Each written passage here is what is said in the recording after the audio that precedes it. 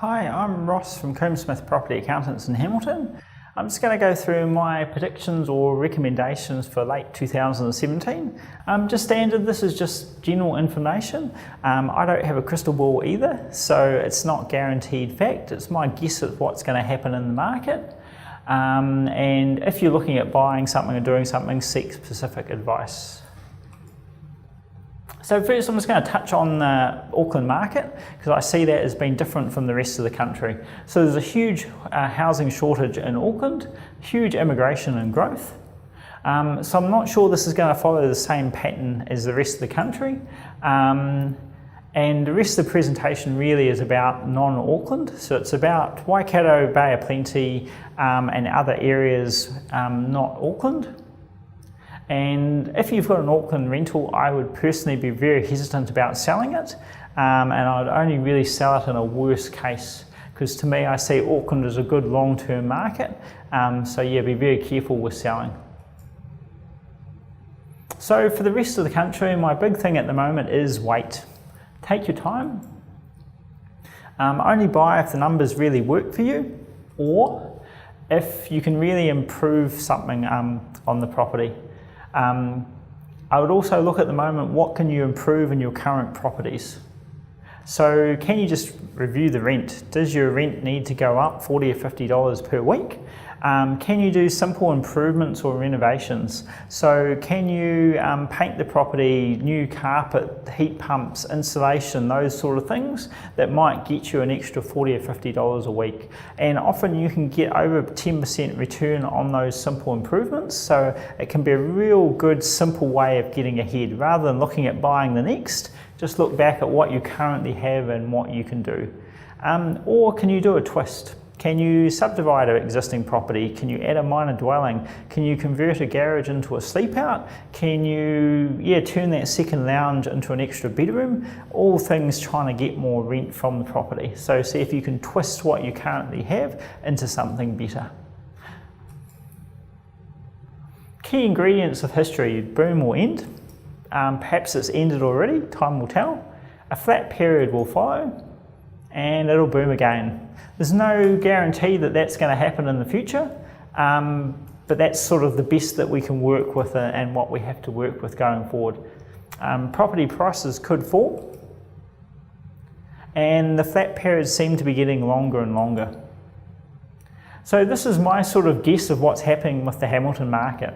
The red line is the Hamilton market, and it generally lags behind the blue line, which is New Zealand average. And the green line is the nice steady New Zealand average if we even it out at 6.3% per year. So obviously what happened back in 1992, house prices were only 100,000. Now we're up in 2017 and house prices are about 500,000. So they've increased a huge amount over time. My prediction is based on the past. So 2007, the market peaked, and then it basically went flat in Hamilton or Waikato or Bay of Plenty for about 5 or 7 years, and then it's boomed hugely in the last 2 or 3 years. So my guess is the same thing's going to happen. So the yellow line is my guess, and I'm guessing it's going to go dead flat for 5 or 7 years, and then start to boom up after those, maybe boom for 2 or 3 years after that. It's a complete and utter guess based on history. I don't have a crystal ball. I have no better knowledge than what you have. So what happened in the last boom? Around 2007? 2009 was amazing buying. So it was about 2 years after the boom. So it gave people a bit of time to get into trouble. Lots of people had bought properties at the boom, they've got sick of them, they're losing cash, they've got into financial trouble, and they're sort of forced to sell 2 or 3 years later, or they're just sick of the properties, sick of being a property manager, sick of being a landlord.